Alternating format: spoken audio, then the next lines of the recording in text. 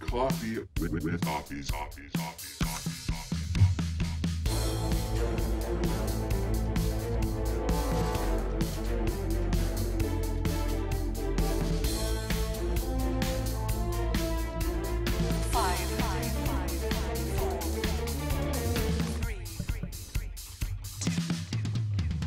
Let's do this!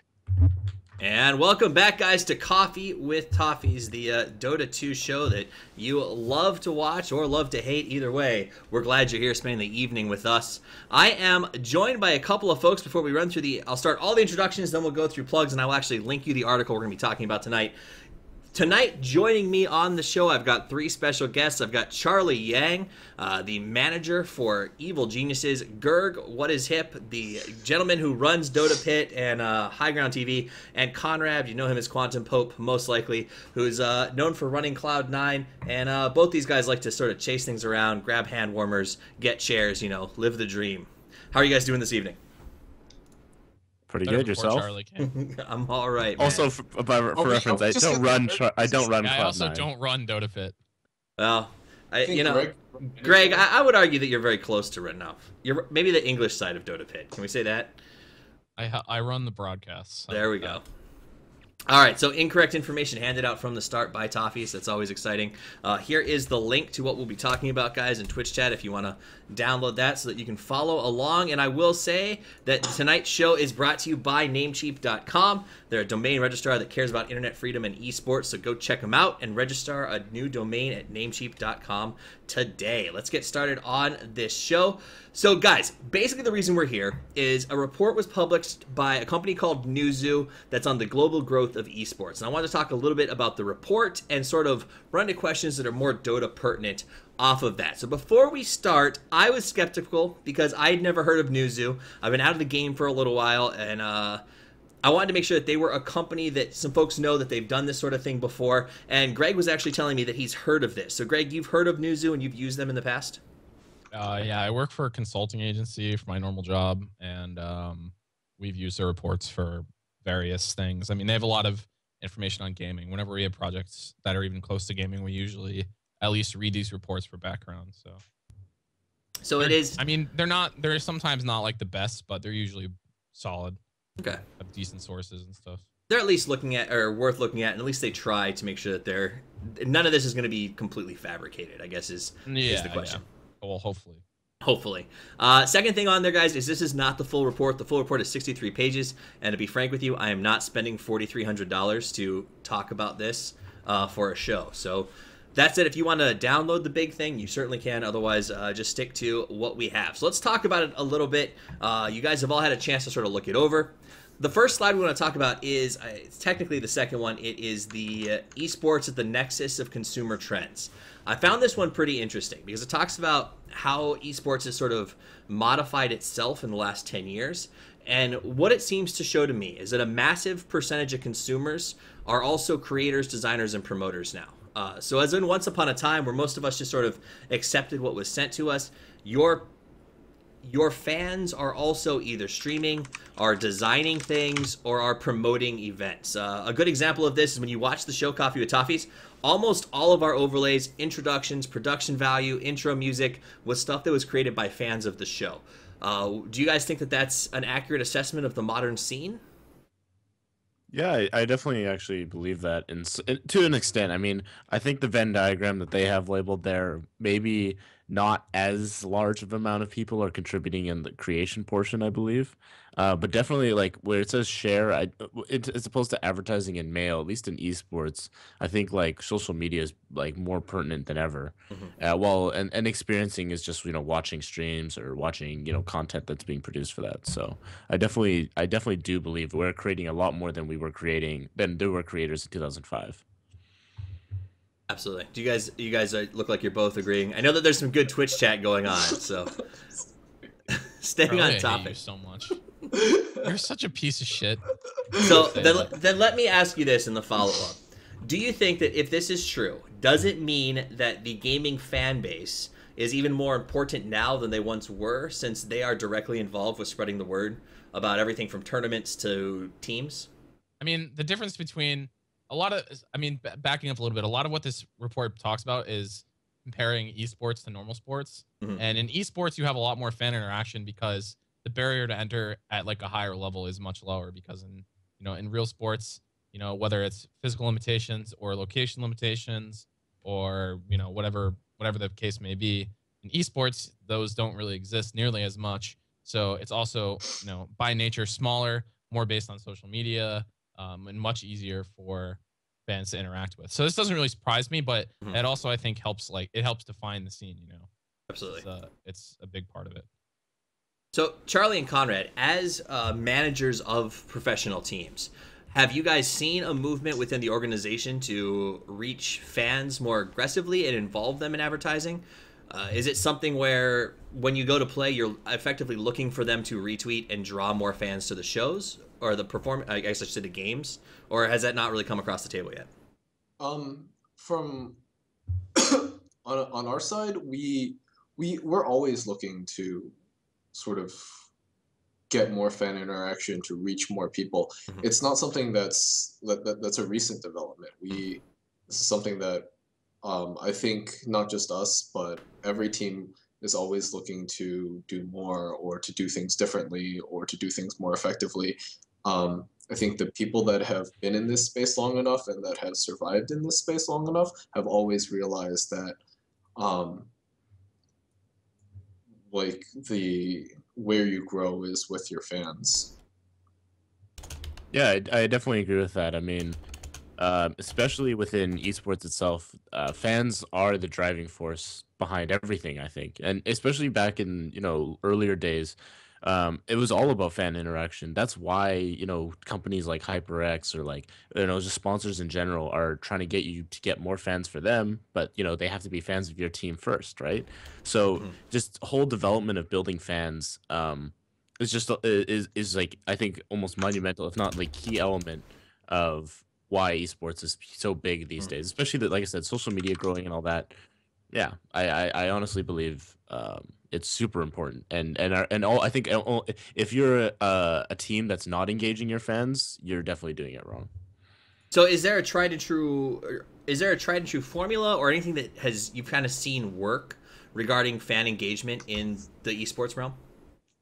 I mean, you can look something that's close to home is the Empire Twitter. Like it's very good about being on top of latest memes and being like very almost like a fan Twitter, while being somewhat serious. The guy who runs that does a really good job of creating like a really fun and sort of pleasant atmosphere. E.g., when I was doing like social media stuff, when I was starting off as a writer there, there tended to be more of like a serious tone. But as the years have sort of developed and as scenes have changed, I think that the E.g. Twitter has moved towards more of a fun and sort of more lighthearted aspect. So I think there's a good balance in between both of those things that can really you can really find a good balance of that, especially for an esports audience where I feel like humor is almost more effective in most cases.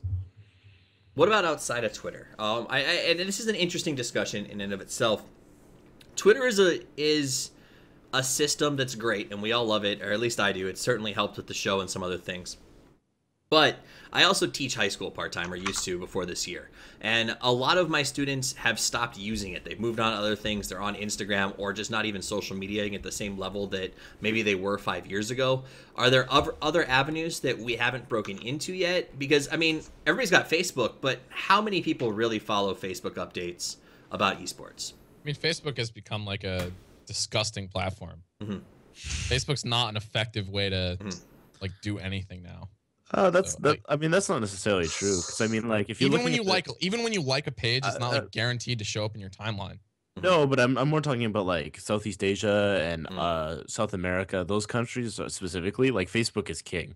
Twitter is not where you want to be heading. Facebook is also king in different scenes as well. The Smash scene, all Facebook. Really? All Facebook. Yeah. Every scene, every local scene in there is run off a Facebook page, not like a Reddit or like a subreddit, or sorry, a subreddit that's like, specifically for Vancouver Smash. It's like mass. It's not useless at all. Yeah, well, I mean, that's different. I guess that's different than what I was thinking. But that's definitely true. But speaking to the other things you were talking about, like Instagram and that sort of stuff, I mean, it's really important. I mean, Twitter is, I still think pretty important, at least for more of the younger audience. But I definitely believe, yeah, you're right. Instagram, that sort of stuff. Like people want to see more of that personal aspect, not just like a corporate face, quote unquote. That I feel like Facebook and Twitter kind of provide. Because Instagram, you have to take the photo yourself 99% of the time, you know. And getting, you know, just all the effort they have to do, it's like shows that it's a really personal thing, and like Right. players are starting to use that as their personal brand. And but like I don't know. I feel like Twitter's still pretty important. Maybe that's just me. No, I 100% agree. Go ahead, Charlie. I'll also say that probably in a month or so, you'll probably see like Jimmy trying to like hawk out his Snapchat to his viewers. Like he'll probably have his like a separate Snapchat for, I don't know, a way for him to interact with his fans. Yeah, That's I definitely mean, already becoming Like bigger. yeah, Right? yeah. Like this Yeah, CS:GO lots team of for Cloud9 did that. lots of people are starting to use Snapchat as another way to interact. you know, sub only Snapchat. Like, say you sub to a certain. I know PPD does this actually. You know, if you're a sub, you can get him on Snapchat. You can get like some personal snaps and stuff. So you get like a more personal aspect if you're willing to invest that little bit of money, you know, to kind of get there. Interesting. Well, I guess I'll have to read about what Snapchat is. Maybe that makes me look old, but No, right. I'll be honest. I've been trying to use it more and more. I used it a lot when I was at DAC, but I realized at home, I'm like, wow, my life is really boring. I have nothing to do with this thing. It's like, here's me in front of a computer. Here's me in front of a computer. That would be literally my Here's me in Snapchat front of a all day. computer. Story of our lives. Okay, so let me ask you this. Helium Umbrella actually brought up in chat a few minutes ago, and he talked about Leviathan. This is a team, I don't know if, I assume that you guys have at least heard the name. They've been coming up through the North American scene, I would say fairly aggressively. Their performances have been good, but if you can say anything about these guys, Jenkins and the rest of the crew have had a onslaught of social media marketing, YouTube videos. I mean, they're literally playing games and scrimming and streaming from their perspective live and saying, if you want to stream snipe, go for it, but we're going to show how we play. Do you think that's a little farther than one needs to go, or do you think that's the next wave of sort of marketing? I say from Touch where subject. they are, where they're standing, sure, go for it. You might as well. Not everybody is doing it. You're doing something new, unique. You're gonna attract your own sort of niche audience, and I think they realize that where they are, they're not going to like their scrims are not going to be worth like researching so much for you know, for the against the teams that they're playing. So they're selling out in a different way. Sure, more power to it if that's the route that they want to go. Fair enough. Now, I think did you guys play them this last week? No. Okay. We played E-Hug and we played Wheel today. That's right. Whilst wrecking. just- Whilst wrecking. To speak about that actually a little bit, this sort of happened in League of Legends somewhere around 2011, 2012, where big teams, found out, hey, streaming is great. We're getting all these viewers. Let's stream our scrims all the time. And they did, and it was awesome. They were getting 50, 60, 70,000 or 70,000 viewers. And you know, they're streaming just their individual perspective, right? These players. And so they're making fat stacks of cash. Yet when they go to a tournament and then they lose, wait, how did they get all this info on us? How do they know how we play? And that ended up being a big detriment. And these were top tier teams at a time. So I think like especially them and sort of like that, you know, up and coming tier 2, tier, you know, you're just kind of coming into that.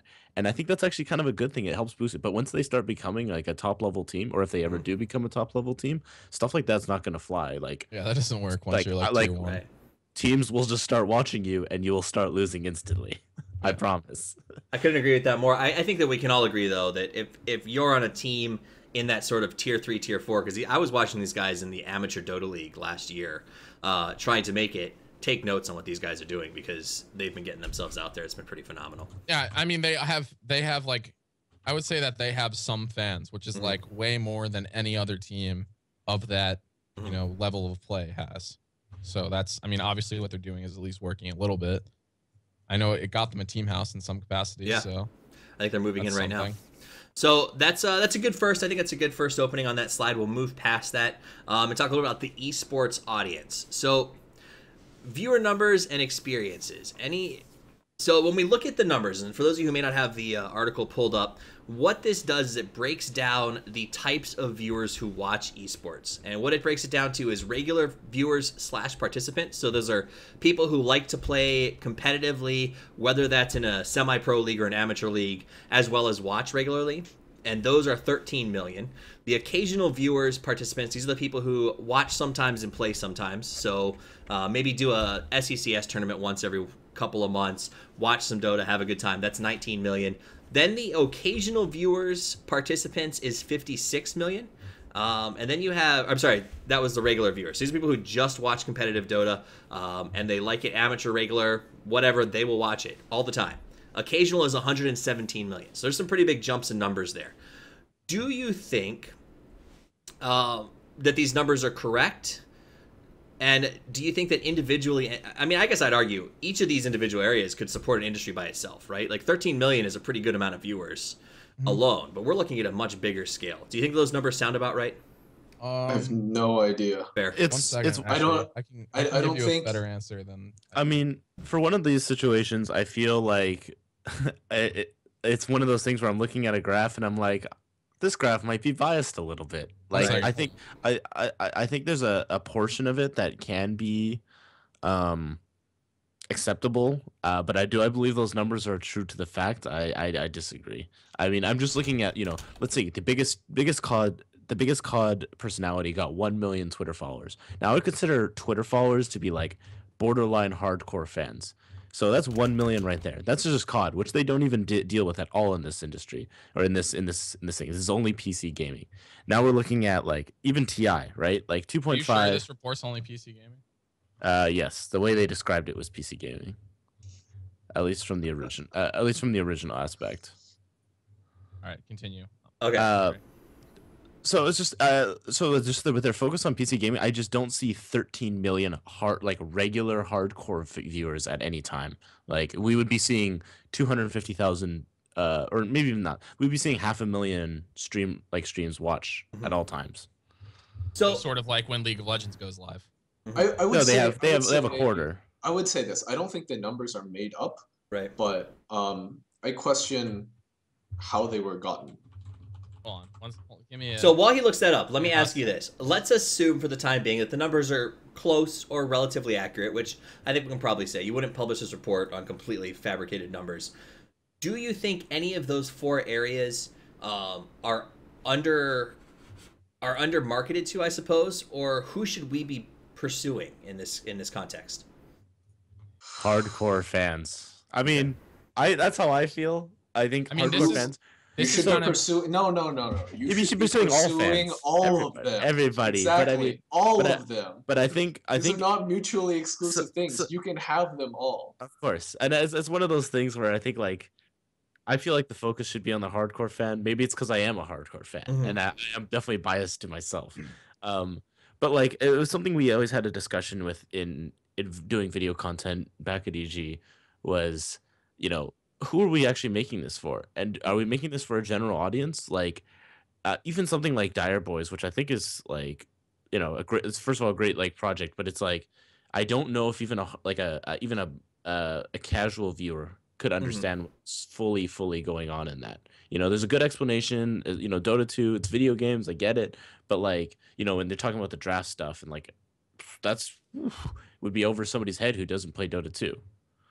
Well, I mean, this is kind of a business strategy question for whatever company is trying to consider this, because it depends what your goal is, because sponsors sometimes think that they just want to get the most eyeballs possible, which definitely is not always true, because when you look at spending habits of different classes of these consumers, it's extremely skewed. The darker you go on this graph, the more money they spend. Right. 100%, absolutely true. And even in things like mobile gaming, 0.5% of people supply something unreal, over 80% of revenue or something. So it depends on what your goal is with the business. I mean, sometimes if you're just looking for a pure profit, targeting the smallest, most intense market is the way to go. But it depends on what, it depends on what your product is, what your goals are, it depends on a lot of things. And I was just looking up So I did like a really large report on gaming a while ago for my job, Mhm. and we came up with including console, we had 20 million esports viewers, like heavy engaged people. So, But what does heavily engaged mean? like, would classify them in the esports market. What does that mean? What? For the layman term, for the layman here. What do those people do that put them in this? Whether category? they're like regular viewers or participants in esports activities. And then How do you I get guess the what does regular mean then? Regular viewing. Like, do I view it once a some week? Of this Is that information, regular? I mean, I did this over last summer, but we pulled some of this actually. Some of these numbers definitely came from one of these news reports, and I think regular was like over 3 times a week or something. Well, it's also, you know, when you do a survey with someone and you say, "Do you watch esports?" Yes, I love watching esports. Versus occasionally or sometimes, which is a pretty common response. The question here is, based on this study, over 40% of esports viewers do not play any of the top esports franchises anymore. For whatever that reason is, whether they went and got jobs and don't have time to play anymore, they don't describe themselves as active players. I absolutely don't believe that. You're saying so. That's their pitch. I wrote million. Wow, he got so angry, muted himself. Whoa. Can you still hear me? Yeah, you're good. Yes, you're good. So, all right. So I did a little like pre thing here. So 89 million in 2014, correct? 40% of that is 35,600,000. So you're saying 35,600,000 people who watch esports do not play Dota 2, League of Legends, Hearthstone, Counter-Strike, StarCraft, World of Tanks, or Smite. Which are referenced in this specific one. That's their premise. Now the question is, when the interviews or when the phone calls went out, how many people, if somebody called you after you retired from playing video games and asked, do you sometimes watch an esports match, would you say yes, even though you don't play anymore? And I think that's something to take into account. But I think that we can almost say that 117 million, if that's the way they did the study, occasional viewers maybe isn't our market pursue. We should be going after the 56 million regular viewers. But I was going with the 89 enthusiasts, but I can't believe 89 million enthusiasts. Like I said, 36 million of them don't play any of those games, like even once. You know, like you said, I guess it could be. I mean, a lot of it comes down to like bias in surveys and stuff like that too. Like, it's another thing that we do at my job is designing surveys so we can get primary research for like the projects we work on, and that's really fucking hard. Like, getting surveys that people won't just like click the first answer, like just getting surveys that don't suck is really hard. Right. And it's really expensive. Like getting 500 responses costs almost $500 for like a 3 or 4 question survey. It's brutal. Okay, so that aside then, let's say that these 4 categories exist. The regular viewer participant, the occasional viewer participant, the regular viewer, and the occasional viewer. Which of these groups do you think is most underserved or undermarketed to in the categories right now? I think it's definitely the occasional viewer. I mean, all the stuff that's endemic within esports is not cheap, you know, and that's something they bring up. They bring later into the sort of talking about where the money kind of goes or how much money have, which I also don't believe is correct. But you know, and it's just like we're not catering to the, you know, how often, you know, the newbie stream, that was like an innovation for people and at TI, and you know, so I just don't think.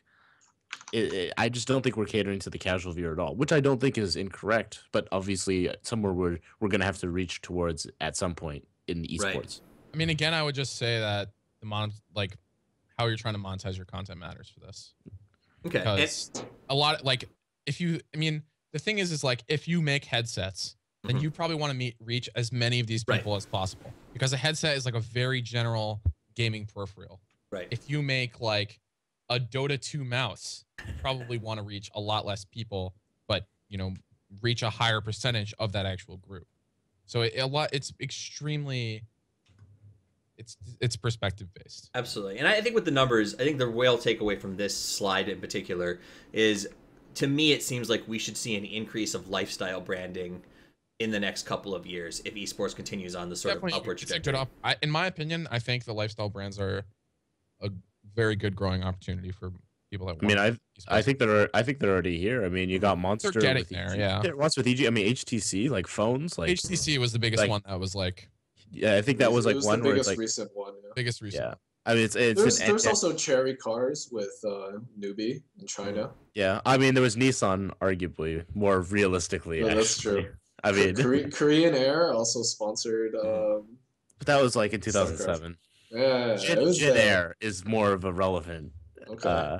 They sponsor a League of Legends team and some StarCraft players, but it's like so endemic brands I think are really important for the growth, and like I think HTC is like one of those perfect endemic brands, and same with like Monster and like energy drinks in general, Red Bull, like those are where they're gonna reach multiple audiences and do it really well. Like HTC, everybody owns a phone, but most gamers are gonna own a smartphone of some sort. And I like, what am I going to buy now? Arguably an HTC 10 out of 10 times because I'm like, oh yeah, I remember they did that esports thing. That's really cool. And then you go look and their phones aren't shit. And it's like, wow, that's even better. Like, you know? Yeah. I mean, especially I think for HTC, it was an interesting decision because like they're in a really, as a company, they're in a really bad spot right now. Right. They've declined extremely heavily over the last 2 years. So I don't know. For me, I was just happy to see them like making proactive moves to try to get back in the market slowly. Absolutely. Find a smaller industry and kind of grow with it. Where the money, and honestly, the money investment's a lot lower up front. Yeah, I mean, it's like peanuts for them too.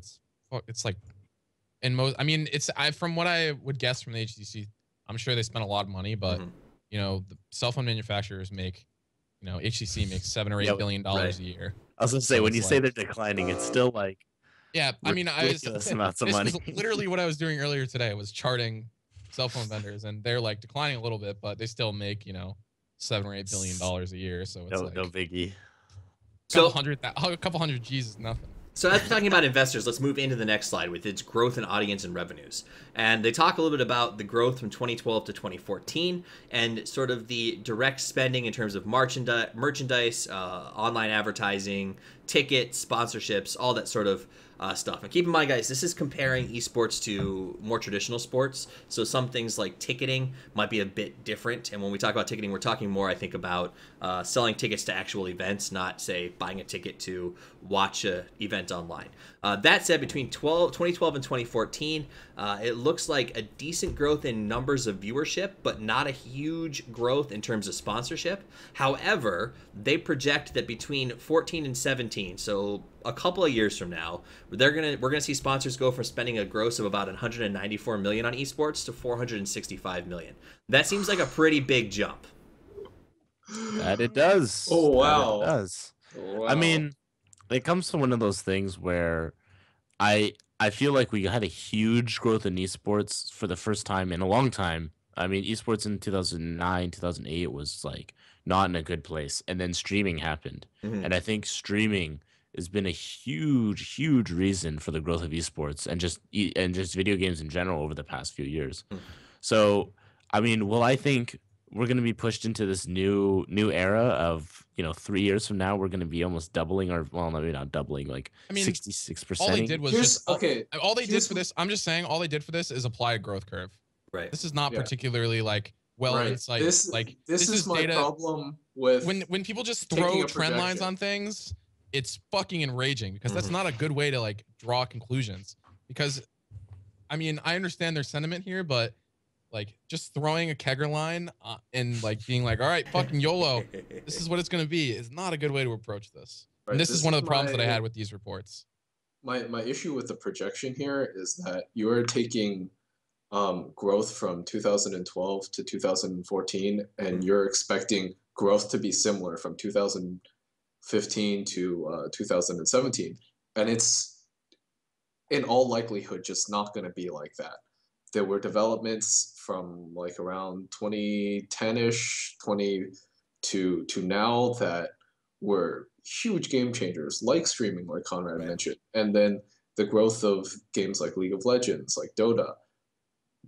I mean, microtransactions specifically in those games. And microtransactions. Like, that's like unbelievable amounts of money been generated with that. There's no guarantee that you're going to have those same things again between now and 2017. This industry is so volatile, so it changes so much. You can't take a projection based off of 2 years ago and apply it to the next 2 years, because you have Yeah. I mean, no that's what they idea what did. is going to change. You have no idea what is going to happen, what new developments are going to come about, what things are going to die off, and what things are going to flatline.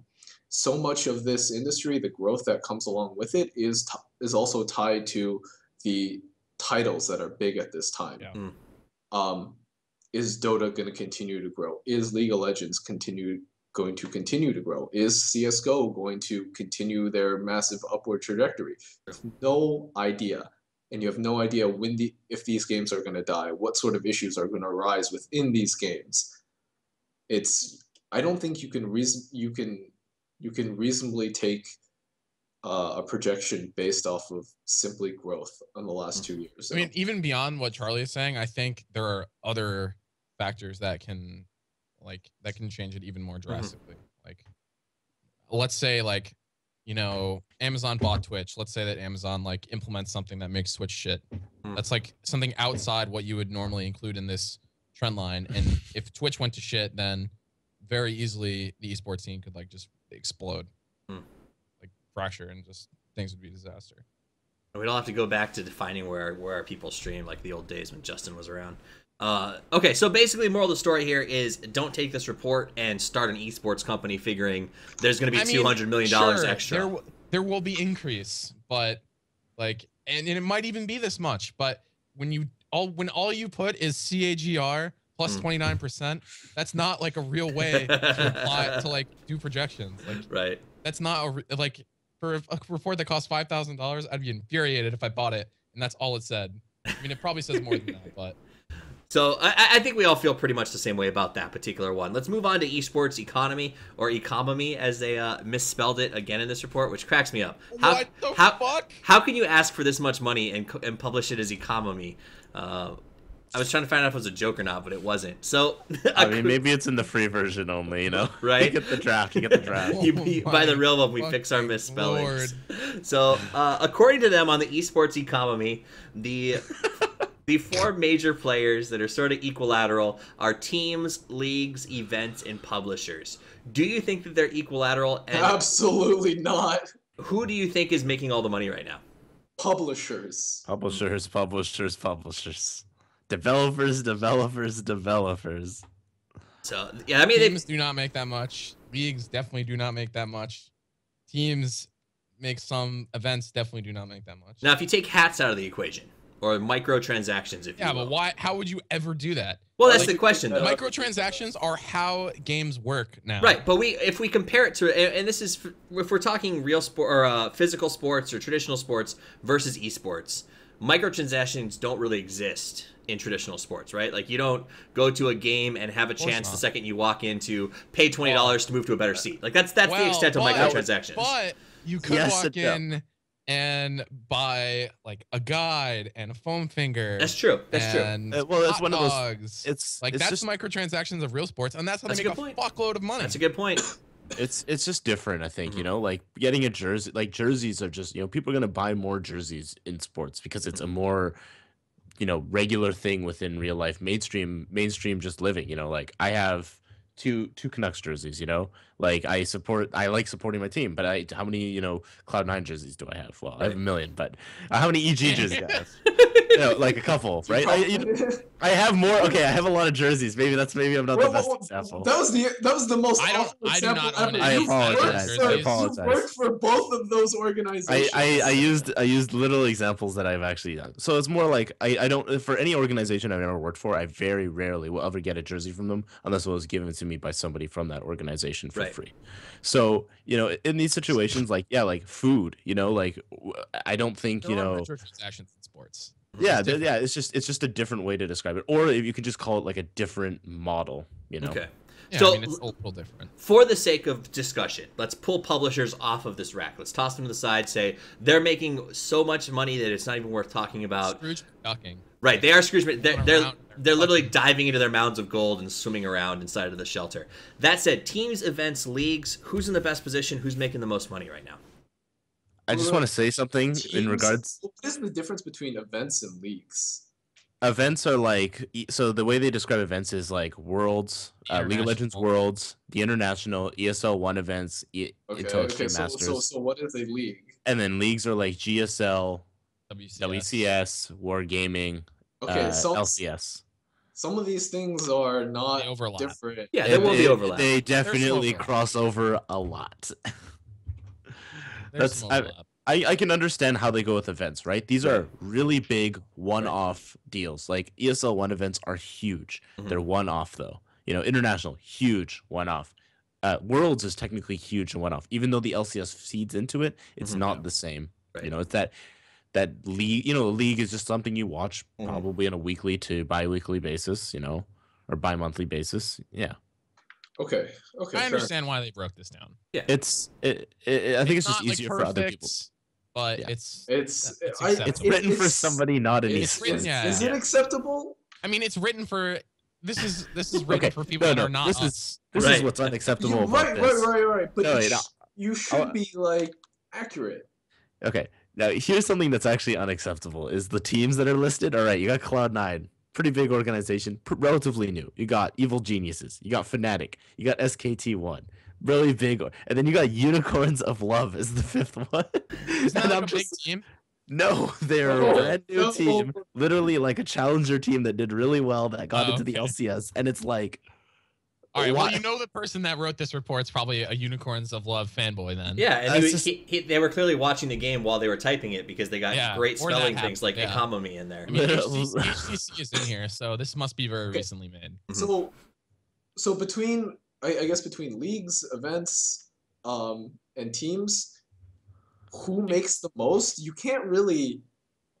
I don't think you can. Publishers. Really, Publishers is still the Publishers. answer. okay. Well, okay, let me ask this then. Which of already- those already which said that we're taking publishers out. If between those things, you can't really say again because within those three things, each one of those. Each one of the separate entities within those three categories is also so different within each other. Yeah, like I mean, the way that Yeah. these companies operate is also much different, right? I mean, Right. some events make tons of money, You can't mean, do and events so- like one with the international. Yeah, ESL that's what- one. All right, goddamn, we're all talking at once. I'm Go ahead, I'm go gonna ahead, lay- Greg, go I'm ahead. gonna wait for a sec. I just want to say, That's man, early, the go. international. Guess who's still making all the money? Yeah, It's guess still who's still the- making true. so much fucking money? Guess who's still making money with Worlds? It's still the publisher. true. And same thing with Smite. Like Smite did the same thing. They had their huge thing. It's Mhm. like the second or top. It was like fourth It was biggest. over $1 million. It was total over prize pool, right? two, I think. No, it was Over over two. two, It I was a think. lot. And it was a lot. It was really well done. It was a crowdfunded venture, and it's just like, guess who's actually making that money? It's still the publisher. So, I mean, I think brands are getting a lot of value. I think teams are getting a lot of value. I think everybody's getting something. Like it's not like Just anybody's. one side is getting the most. It's just Yeah. one side is. I think. When you I think look it's- at like, I think when you look for the most part at like these three categories, they've got like a couple pieces of paper compared to like fat stacks that publishers are Right. making. Like, and there might be differences between these three.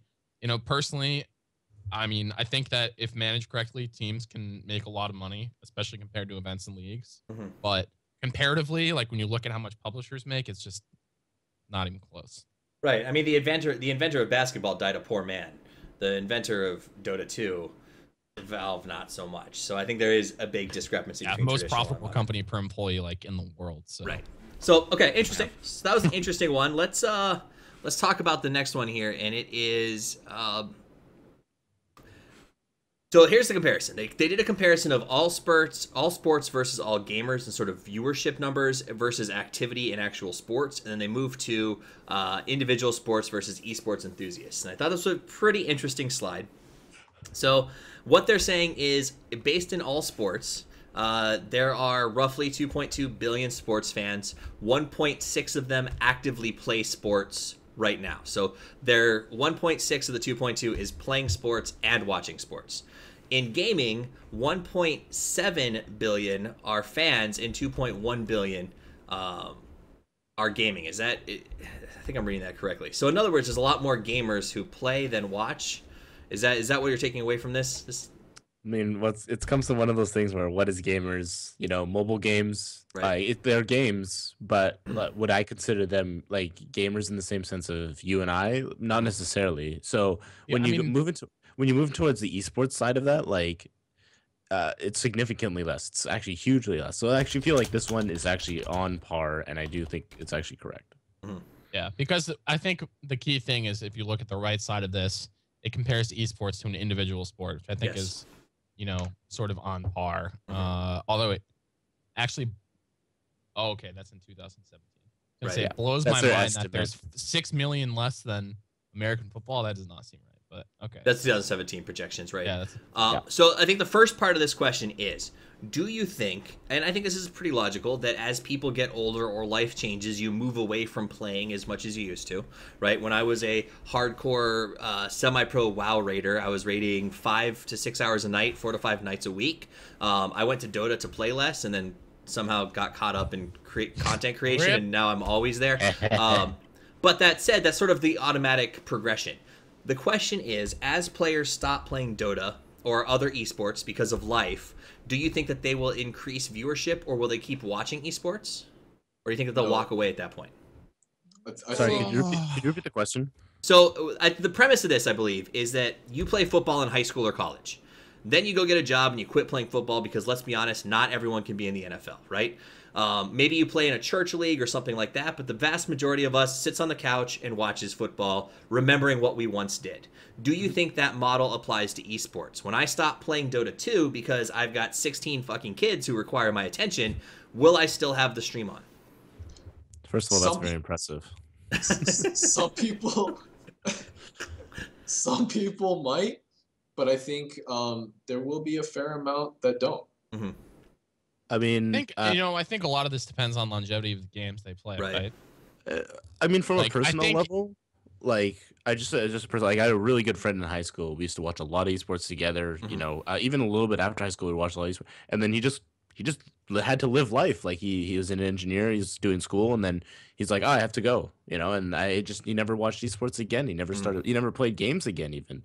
And so it's like I feel like gaming is something you definitely step away from. Where sports, because like I said, once again, it's more mainstream. You could it's available everywhere. You can watch it at a bar, most likely. It's very hard to get esports at a bar these days, even. Mhm. Sorry Interesting. to interrupt you, Greg. Yeah, no. I mean, I think you're. Yeah, I mean, it will change, I think, a little bit, but I think your main point is definitely.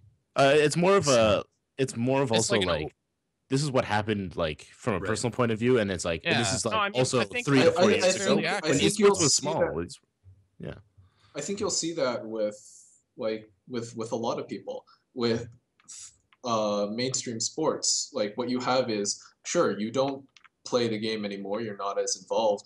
Mhm. You're living your other life, but you are when something is in the mainstream like that, you're almost you're so surrounded by it.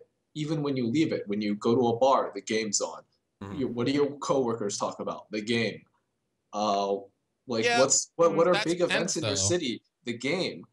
You don't so much have that in esports, and so even when you leave the game with mainstream sports, you're reinforced with it a lot more than you are with esports. True. The, but the thing, the thing I would say against that is the accessibility of esports is much higher. Yeah. In general, like not higher? necessarily, not Yeah. necessarily like out or in public, but if you're like a viewer who really likes esports, access to esports is almost certainly going to be easier than access to an NFL game. Right, But it's right. al- but it's also like talking it about requires- access. We're But not no, I talking think it's readily available, and I guess a good example is I'm a little bit older, I think, than everybody here. Nobody else beats me at 31, right? Old No. man in the room, cool. A lot of my friends played esports pretty aggressively with me for a long time, and have recently stopped. And every time the DAC is on, TI is on, major tournament events, they actually tune in and watch them, sort of as a reminder of what they used to do, and sort of feel like they keep up on it. And by the same token, JR Pena, I don't know how to say your name, sir, over in Twitch chat said, he's had 3 kids, and he has Twitch streams on all day while he's raising those kids because he can't actively play. So the question is, does that increase the market share, or is that sort of a I don't know, maybe me and him make up a rare occurrence. I think no, yeah. Will it increase the market share? Probably not. And I think at the same time, you guys are rare occurrences. Like by definition, you've taken one person that is actively involved in the scene, and you've used your friends as an example. Those friends probably through their relation with you are more closely tied to this than anything else. You still work in this. They're interested in you. They're interested in what you do. So of course, for big events, they might tune in. And then what is his name? R.J. Pena. Yep. JR Pena. JR Pena. He is somebody that is you've taken him, somebody that's in the stream right now. True. Good point. And used him as an example. So I think overall, I think overall you guys are right, but you do have to account that there is changing consumer preferences all the time. No, agreed. And I mean, I think that overall, you're probably close to right, but it's not, just because it's like that right now does not mean it's going to be like that. Not necessarily in 5 years, because I don't think it'll be that much different then, but in 15 years could be a humongous difference. Right. I guess my biggest gripe with like esports though as well is like, I mean, I try and play as many games as possible, and I took a break from League specifically when I started taking this job, and I tried to get back into it a little bit just over the Christmas break, and it's like I realized how different the game was. And so you talk about football, people are watching football, but football might not be the same football that you played in high school anymore. That's true. Like look at how big of a change TI3 is to TI4. They fundamentally just a different game are like not fundamentally, sorry, the opposite of fundamentally. You know what I mean. Of creeps, 5 heroes per team looks like the same game to me. Sorry, not fundamentally, but like the complete meta has just changed. And in football, like it's primarily you're gonna throw, you're gonna run, but Dota just seems so different. Even after a year.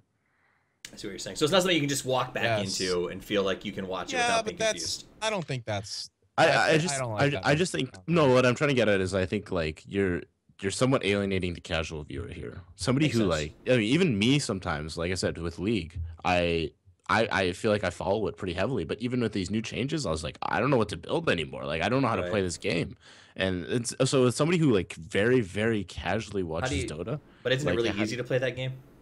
Hey, got him. Awful. Awful. So, so to transition a little bit, and I just want to ask your opinion, yes or no. They say 2014, 89 million fans roughly of esports.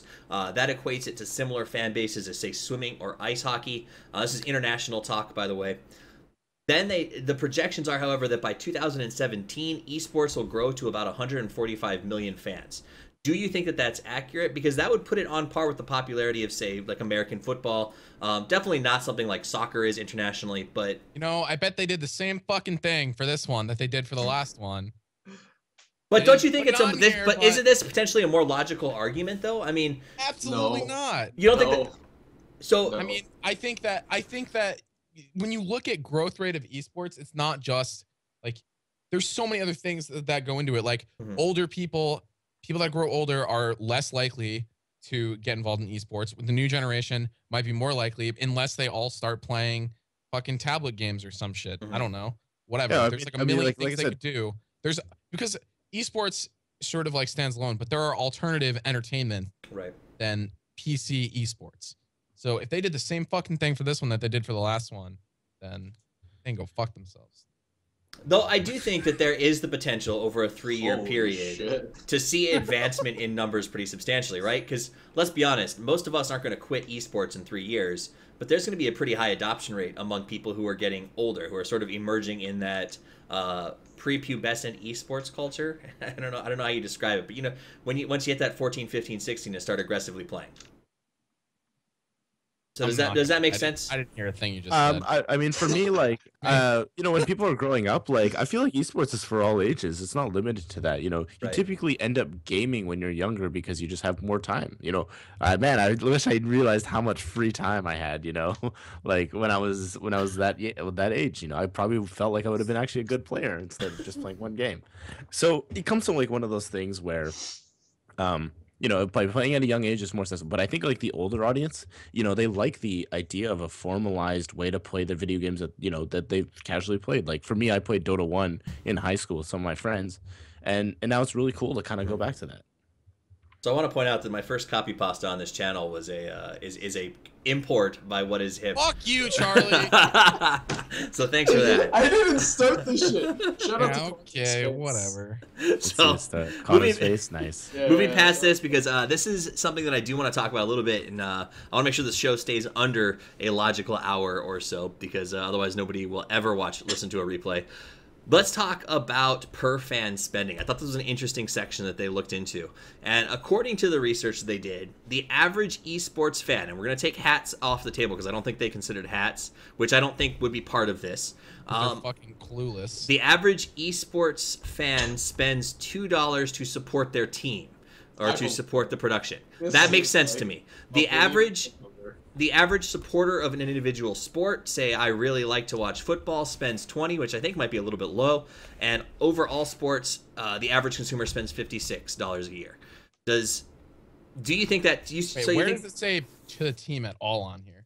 It doesn't say team, it just says in general. Okay, in general. So buying tickets, I etc. don't believe that for a fucking second. That seems $2 for a team? $2? Or $2 in general? If you take hats off the table and tickets. Yeah, I mean, think how many people consume free stuff. Like, nobody's buying any of these games. I have mean, not bought a single hat for myself. Yeah. Okay. I've also not bought a single piece of esports merchandise. Oh yeah. I wonder why. Maybe it's because you work for EG, you biased motherfucker. Even before. Have I always worked for EG? You fuck or Dignitas? Shut the fuck up. Oh my god. No, I haven't. So I've been Charlie, tell me, how did I've you been play your game consuming- earlier? Did you buy a keyboard? Was I that had the choice link- at all influenced by any advertisements you saw? I mean, but it comes to one of those things It where actually wasn't. Before, when I played, I had to keep like a generic regular keyboard. I have never I've been involved in gaming for like almost half my life, but I have not been consuming esports. Well, and you can argue that the keyboard is not This is necessarily the full blown, because you need a keyboard to do anything on your computer. Sure, The okay. idea of going out and keyboard- buying a special branded keyboard, that's the difference. and the other thing comes into that is like LAN cafes. I mean, it's like, does that come into that aspect? Like, I know people who've literally just not bought a keyboard or even have a computer. They just play at a LAN cafe. So let's make it as easy. Let's talk when you talk This about is- okay, individual The other sports. thing is this is about enthusiasts, which is Right. the left portion Mhm. of that. Where I honestly do not believe this at all. So could you This is argue? also the verbiage they use is unbelievably vague. Wait, We'll wait, generate what- $2 per year. The fuck does that mean? What exactly don't you believe? That an average esports person, an esports enthusiast, like that's that left like 40 million or whatever, only 13. spend. No. Enthusiast is like that whole big block. Oh, That's is it not the entire occasional enthusiast? viewer. Oh, I thought it was regular. Okay, sorry. Okay. I do Listen, not yeah, believe for a second that there's only $2 per person. Do you All right, believe 89 million, $2 per person. You believe they spend more? I don't think it's much more, but $2 is like extraordinarily low. That's the thing is, I don't know when this I was don't written think or like, I mean, it's written very recently. It's just like how. Yeah, like, how do you do that? How do you? My biggest problem with this is Hold on. No. No. Shut up. Listen to what you just said. You don't believe that $2 is what they spent. And then when I ask you, do you think it's more or less? You say you don't think it's much more. So, Yeah, no, but what's not believable here? if you make that like, You think it's pretty close, or yeah, but okay, if you make this $3 a person instead of $2 a person, Right, you're talking about that's an extra $50 million. Right. So so let's do this. So Let's It's a huge change. time out. But how are you to say that they Jesus spent Christ. 2 compared to 3? Like, I need the around the horn mute button. My biggest problem That's with why you gotta this, use Zoom, man. my Right? biggest problem with this graph is I don't understand how you could possibly comprehensively get that number. So take the graph off the table for a second. Let me ask this. Let's assume that the average esports spending is $5. At that rate, you can still say it is significantly lower than the average individual spending for other sport fans in traditional sports. How many traditional sport fans own a jersey or a jacket or a hoodie or something, even just a pennant? I have I have a fucking Everton Toffees garden gnome sitting next to my computer for no goddamn reason. I spent $7 on it. Why is it that as a sports fan, I'm willing to spend an average of $56 or more a year for traditional sports memorabilia, but I'm willing to spend less than $5 for esports memorabilia? Is it availability or is it? Because I would say it's because as a sports fan, it started out with well, I would say this in esports it's more of an internet culture. We started getting things for free, and we have been used to getting things for free. Well, And it's so, also a locale thing. Like you tend to buy things, based on where you live. I mean, you can easily go out and go buy your local sports team because they are local. E.g., you're gonna have to get that stuff shipped. C9, you're gonna have to get that stuff shipped. It's that little bit of extra hassle that people aren't, used to. Like where a regular person, you're going to the game already. There's gonna be a ton of merchandise that you can purchase there. So if they were booths, if you went to TI, I don't know if they actually were because I haven't been to a TI yet. If you went to TI and there were team booths set up in the atrium outside of the event, do you think that we would see a dramatic increase in, say, jersey sales during that time period? yes, 100 million bajillion %. yes. Yeah. Okay, makes sense. So how do we get Valve to let us sell merchandise at the event?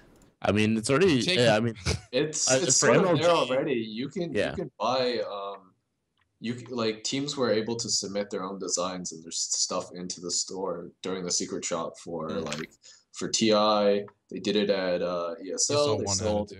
They sold EG jerseys. They sold Navi jerseys.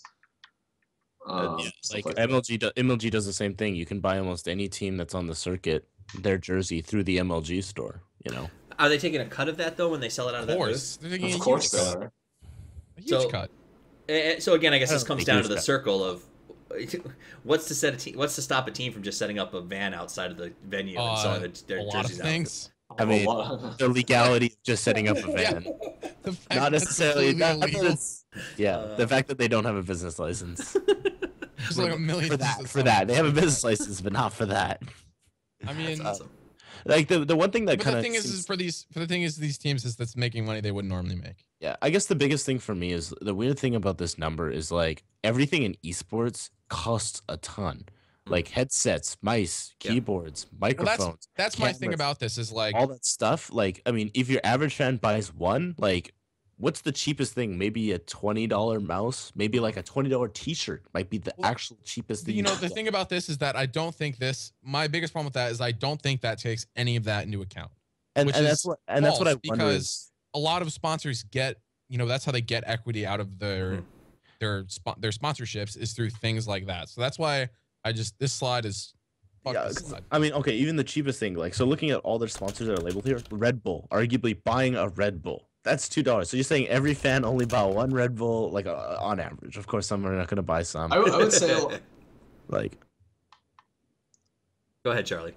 I would say that a lot of fans don't buy anything.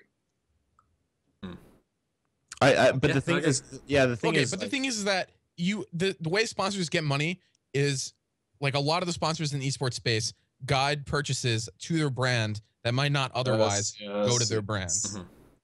Also, So of course that's not going to be included in this metric, but that's people spending money essentially on esports because they're encouraging sponsors to spend more money. and I mean the whole microtransactions I don't think are included in this, which I think is Yes, like I mean I don't like the hugely slide, but huge.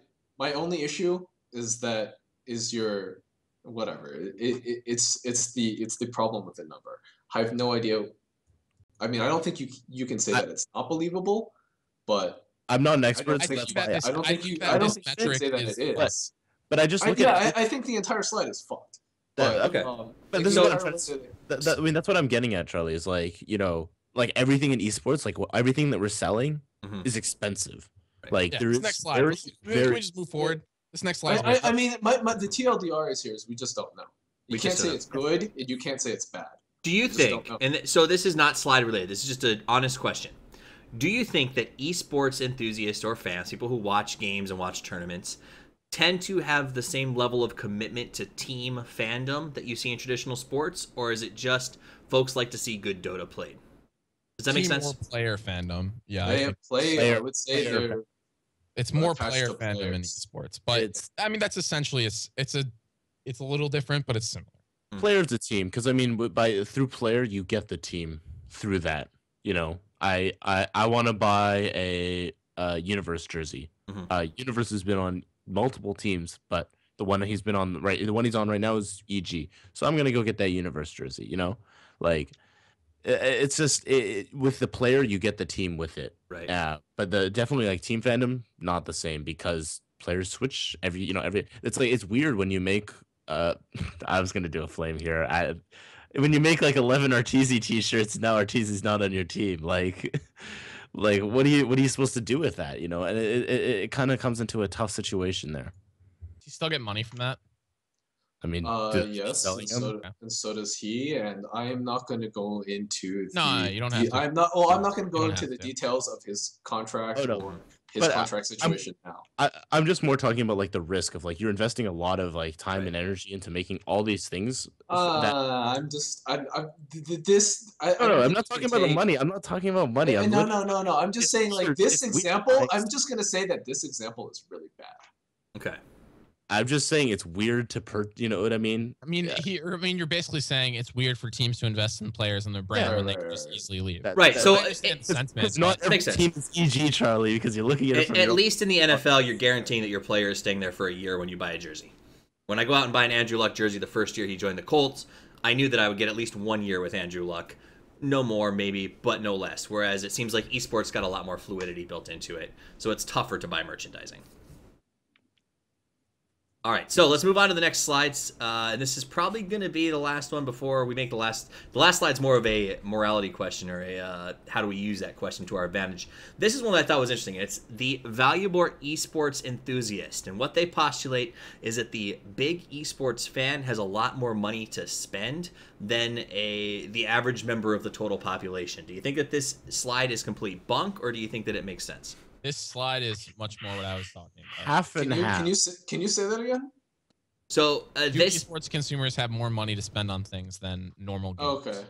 I think yes, but I don't think 30% of us are in the high income bracket. I'm just like high income. Yeah, absolutely. What's high income? This is viewers, dude. What's high income? It's probably I would say they probably count that in the 80,000? Yeah, I would say 70 to 80 plus would be okay. I'm thinking like higher than that. Maybe no, you're thinking like the 1%. No, George. I'm literally just thinking like six figures. Like right. Mitt Romney is not an esports enthusiast. But, nor will he ever be, probably. But I think it makes sense. So they say here 29% of esport enthusiasts have a headset budget over $100 versus like 13% of all gamers. That makes sense to me. That's probably why we see so much spending by Razer and SteelSeries and these companies that make peripherals. 53% of esport fans have a full-time job versus 37% of total population, which is something that I think is true, contrary to what the public would have you believe about esports fans. Wait, 37? Only 37% of the total population have full-time jobs? And I think this is a international total population. Okay, I'm just looking at that stat, and that's what's boggling me. It's the 53% of esports people. I could believe that. It's the 35% not have that's saying like 63% of people, or sorry, or 63% of people just don't have full-time jobs. Are unemployed or partially employed. This is 37% of gamers. That makes sense. Okay, that makes a little more sense because like when I see the total population, that's total population, all people, not the workforce. That's why I read it. Like I'm like, whoa. Yeah, so it's like if you're under, under 16, you're automatically ineligible. If you're over 65, you're automatically ineligible. I guess if this is gamers, then that makes sense. Yeah, that makes sense. All right, so the next one that I want to talk about is, like you said, the 30% in the high income bracket. This all sort of makes sense. And is a real boon, I think, for marketing within esports. Yeah, I would say it's more accurate to say that their families are in that high income bracket, not exactly themselves. Not exactly themselves. But a person under 18, their income bracket is determined by their parents. Right. And on top of that, like, I know what you're saying. To bring the whole rise of like that up, most people who are interested in esports are tech oriented. Therefore, usually will have a tech based job, or most of them, I think. And therefore tech money. So and then here's an interesting, the other statistics they put up is 41% owns an iPad compared to 29% of the total population. Now I'm going to assume that they just asked iPad, so if you throw other tablet technology into the mix, that number probably goes up further. Other tablets don't exist compared to iPad. I know comparatively, but I've got an Android tablet. I like it. I love my Transformer. It's like Greg is biased or something. Dude, are you serious? Do you know how many people own an iPad compared to every other tablet combined? It's all right, nobody cares. Yeah, that's the thing. Nobody cares. With that percentage in mind, however, do you think that esports has done enough to market to that culture? The Twitch app sucks balls. Is there other stuff that we could be doing to bring our advertising to that? It's not that bad.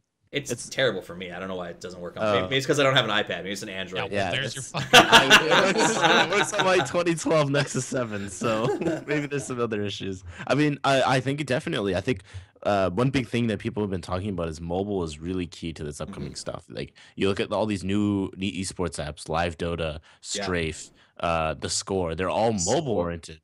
They're all super mobile oriented. Like I said, I use The Score as like a regular sports app. So when I heard they're doing esports, I'm like, oh, this is crazy. You know, like this is the app I already had on my phone. So I think like mobile is like a really big thing. Like Hearthstone being accessible to on an iPad. But I think we're gonna have a like major esports growth in esports games on iPads. If it's not Hearthstone, if it's not card based or something very very simplified, I don't think so. Okay, that makes sense. Now, is there, as far as marketing goes, I feel personally that the app industry is underutilizing esports. Do you feel like that is also true? Yes. And is that something that we're going to see vastly explode in the next 2 years? Not vastly. I think it will be much more important than it is now. The lack of apps in esports surprises me. Absolutely. Who is an esports viewer that doesn't have a smartphone? Right. I don't have a single app on my phone that besides like Twitch that I would consider to be an esports app. Besides Twitter for me is an esports app. So the question is that what kind of app would you create? What do you think is lacking right now? I mean, I think something like Strafe is like semi-reasonable. I mean, honestly, the bigger thing. Explain Strafe for people that don't. Strafe is like a match tracking thing, but it's like very limited. You can like follow teams, kind of. You can follow. I mean, it's new. You can follow matches, stuff like that. But for me, like mobile in general is pretty underutilized in esports. Even when you go to like, a lot of the websites that post content, their mobile websites are shit. But part of that comes down to everyone just reads everything on Reddit. So if you have Alien Blue, you have access to everything. So I mean, yeah, that's like another one of those things where like Reddit has become such a thing, and there's really good Reddit apps that you can even their mobile sites even worth using. Right. I think a lot of information kind of goes through there. Well, I think there's also Reddit creates its own problem in this entire space. Right. Well, there's also an underpresence, I think, of team-based apps is one thing that I don't see any of. The idea that I can go online right now and I can get an app for one of my teams. We'll use Everton because that's one of my big teams. You should know that by my name. And I can go on there and I can get an app that replaces my clock with an Everton clock. I can get apps that give me updates on players, teams, their results, directly to my phone so that I don't have to go out and search the content. I get alerts when a game is coming up. Those are sort of the things that we don't see that surprises me, because not only does that seem relevant, it also seems like it would really increase market share. Right. So, well, I guess the issue with that is how many teams do you think have both the resources and the pull to develop an app like that? I feel like there's two of them sitting in this room. And make it profitable. Right. I feel like it's never going to be profitable. But it has to be profitable. I think we could do it. I think EG could do it. I mean, here's a better question, Steven. How often do you go to the EG site and read their articles? Me? Only when they're on Reddit. Yeah, exactly. Only when for every RTZ you've got an MSS. Right, but if it was pushed to my phone, isn't that a different story? Because when it's pushed to my phone, I can read it while I'm pooping. Still on fucking Reddit? Yeah. What's the difference between you checking that and you checking Reddit? Because Reddit has a cool thing that's front page, right? So like let's be real here. Real talk time. I take a dump, I read Reddit. That's how it works on my daily basis. I look at the front page. If it's not on the first two pages, I'm probably not going to go browsing for it. That said, let's say EG. Let's say I'm a big EG fan. I've got an EG clock on my phone, and there's an article about a game or a breakdown or something. Maybe PPD does match breakdowns, right? That are pretty interesting. If the link's on there and I go and I'm taking my dump, I check all of my apps. I run out of things to look at. I check the EG app, and it's got an article that was published 3 days ago. And it's still relevant to me, though I would have missed that on Reddit because I didn't catch it on the front page. Monetization of mobile apps is like kind of hard though. Does it need to be monetized though? How much does it cost to put? How much does it cost to put an app out there? You have to make a fucking app. It's you really have to develop expensive. it. But that's exceedingly expensive. It's like making a very extensive and very specific website. Yeah, people think apps are just like free. They're not free. app developers are unbelievably fucking expensive. Even if you like outsource them, which is extremely popular to like Ukraine or something. That's like a thing that happens all the time. It's still incredibly expensive. Plus you have to maintain it probably separately from your own content. And then you have to get enough money to pay for all of that. And mobile ads are not going to do that for you. So you don't think fan return, it would be worth app development? At this point, probably not. I mean, I would say maybe you get return off of EG. I don't even I see the thing is like even with websites with content like it's difficult like I sometimes read the EG articles, but I would say like the majority of the esports audience does not, unless it's like a very, very exclusive interview or, something like that. Because the players are going to do it themselves. They're going to make their own vlogs, they're going to do their own content. Like that's just kind of how the nature of esports has kind of gone in this these past few years is like players are the content kings. Like, why do you think Call of Duty, why they have the biggest social media poll of all things? They make content for themselves, So to wrap up, let's move to the back end of this. Let's forget about gambling. I don't really care to talk too much about it. I do think it's interesting that Pinnacle, which is a pretty big gambling site in a couple of different countries, their 7th biggest market is esports. So it's bigger than golf or rugby betting, which I don't know who bets on golf, but I guess people love betting. So that's a growing industry. Quickly, do you think, just a yes or no or a sentence, do you think that betting is vital to the growth of esports? So by the expansion of betting, we'll see the expansion of esports, or do you think betting has pretty much hit what it's going to hit in terms of helping esports grow? Those are not mutually exclusive things. Those questions are... I definitely gave you too hard a question. It's not a hard question. It's just you asked it in a way that where we had to choose one or the other. But no. I mean, here's how I'll say it's betting is not going to be the end all be all of the growth of esports, but it will accelerate it 100%. And but I don't know shit about betting actually. I will tell you that betting drives viewership more than anyone would expect unless you are in the space. Like CS:GO betting is CS:GO is huge, but even in Dota, D2L is massive. Like if let's say a game for this, a perfect example for this is Canada Cup. We have a game. If you have a game that's not on Dota 2 Lounge or Canada Cup, we had one last night. It got 1,600 viewers or something. We have a game a week ago that was on CS:GO Lounge, and the teams were a little different. Whatever, still NA Dota, still a very similar class of teams. We had like 9,000 or 10,000 viewers.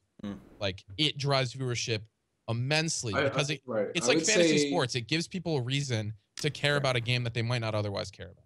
I'm not sure it's crucial to the scene, but it's definitely extremely helpful for viewership. It's accelerated the growth. It's not. Like I said, it's not vital. It's not the end all be all, but it is a huge accelerator. Okay, that makes sense. So then let's do this as we wrap out. Esports. This whole study has been about projections to 2017. In your opinion, do you think esports in general, not just Dota 2, but funding, market share, mainstream accessibility, do you think that we're going to see a huge increase in the next 3 years? Or do you think it's going to kind of move at a static pace? Move at a static pace. I think we're personally, I think we're not completely, but a little bit kind of past like the exponential growth phase of esports. That's completely my personal opinion, but I would more lean towards, I think there will be steady growth, but it's so hard to say because it's, if you lose a game community, before the game dies out for some reason, like StarCraft in my mind got killed prematurely by Blizzard. That really hurts. No, you got killed by match fixing as well before StarCraft 2. StarCraft 2 was the growth. I meant StarCraft 2 that's had the a growth. huge spurt, but I think StarCraft 2 was limited by Blizzard in a lot. Yes, no, yeah, that's true. In terms that of happened more than Yeah, in terms of my opinion, as long as developers are once again making sure that they're doing the right thing and allowing for growth in their game and Right. not stagnating, there's going to be growth. But do I think it's going to be the same growth we saw in 2011 to 2000 to right now? I don't know if it'll be that big. You know, So it sounds like most of us are under the opinion that growth is there, but not at the projective numbers that we're I'm seeing on studies pessimistic. like this. I'm Say what? pessimistic. I'm pessimistic by nature, but No, I mean, what? I mean, I've been wrong before about like something in esports where I felt like I had a really good grasp of what was going on and something was not going to be successful. That's with me and CS:GO. You know, when CS:GO first came out, I thought that game was going to be dumpster tier. It was going to go nowhere, and it was unfortunate because I thought there was like a lot of really cool like pros and like a lot of the guys, and they were still playing 1.6 for a long time. Right. And then the developer made really good changes to the game and listened to the audience and built a really solid esport now. And balancing that, casual and competitive aspect. So So we yeah, might see plateau or static growth, but at the end of the day, can we all agree that an esports fan is going to find a way to be an esports fan, or do you think that if a game ceases to be popular, they will cease to be esports fans? to put it this way, I know scenes of like like small, very indie games that have scenes of like dozens of people. There were always going to be fans, no matter what, of anything. People just like to be fans of things. Right. I don't think esports, like even if like the most catastrophic event happened, I think they're always going to be esports fans. But are they going to like? Yeah, that's If it. if Dota 2 shut down tomorrow because Valve said, F it, we're selling and we're leaving. If they shut down tomorrow, do you think Dota 2 hardcore fans would go back to watching football and soccer, or would they go learn to play League of Legends? they'd find a new esport. That's different things. They would find a way to recreate Dota 2. Dota 2, Right, yeah. that's true. They'd play Warcraft 3 probably. We'd go back to Dota 1. Yeah. I mean, to answer your question, I think that they're much more likely to move towards other esports than they are to move out of esports entirely. Okay, I so mean, esports for me, will StarCraft maintain. started dying a little bit, and I switched to Dota. Right. Now I'm playing Counter Strike. We'll go to. I think if Dota died, If you want to we'd all- call we'd- playing. Oh, you can go fuck yourself. if Play? Dota died, we'd all go to CS:GO. That's probably Yeah. true. Which sucks because I cannot play that game to save my life. So, Oh, don't worry. You can just play with Greg then. but he's got such nice guns. Okay, and I'm pay to win CS:GO player. You are the ultimate. I pay to traded win. all my TI couriers for fucking CS:GO skins. awesome. All right, guys. Well, I think that wraps us up. Let's do some closing statements from each guest, and then we'll wrap the show and get this thing going. I think Charlie needs to grab some dinner since he took a bus straight home from work. Unless do you eat on the bus, Charlie? No, I do not eat on the bus. I have actually not eaten all day. Wow, busy Hey, life over there. Fuck you. All right, so closing statement. What the fuck? Why would you say fuck me? No, What's no, your I was problem? starting the chat. No, I was starting the chat. I was Sorry. not- At the same time, Charlie, like you are also responsible adults, so don't complain when you don't have food. I'm not complaining. I'm just saying. He asked if I had eaten. You complained That's when true, you said that's it. true. Oh, go fuck yourself. All right, so That's closing statements, shout outs, whatever you want to do. We'll just go right down the line. Charlie, any last words? Just one.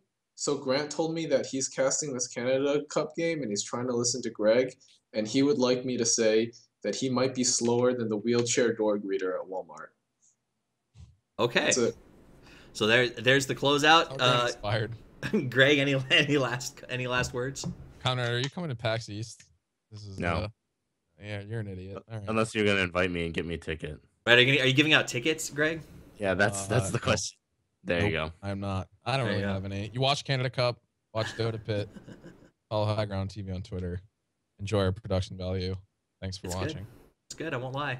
Conrad, any last words? Just thank you for bringing me on, Toffees. It was really cool to talk with these guys. You know, Greg won't invite me to his show, so Oh my we'll see how it gosh. goes. He won't invite Mod either. Right. Well, that's because Mott's always casting when the show's on. Yeah, What do you want exactly. from Because he's got to start the stream as soon as Canada Cup goes Oh on, my right? Right. god. But like I said, thank you very much for bringing me on. I appreciate it, and it was a really good discussion. I think we hit a lot of good points. Absolutely, I think so too. Guys, thanks for joining us. Remember, you can follow me at Toffees_Dota2. You can go to Namecheap.com, who's the sponsor for the show, and check them out because it helps. And of course, if you want to support the show individually, Patreon.com. We have these super sweet mugs that we just had made, but I know that nobody buys things in esports, so I won't count on that being purchased anyway.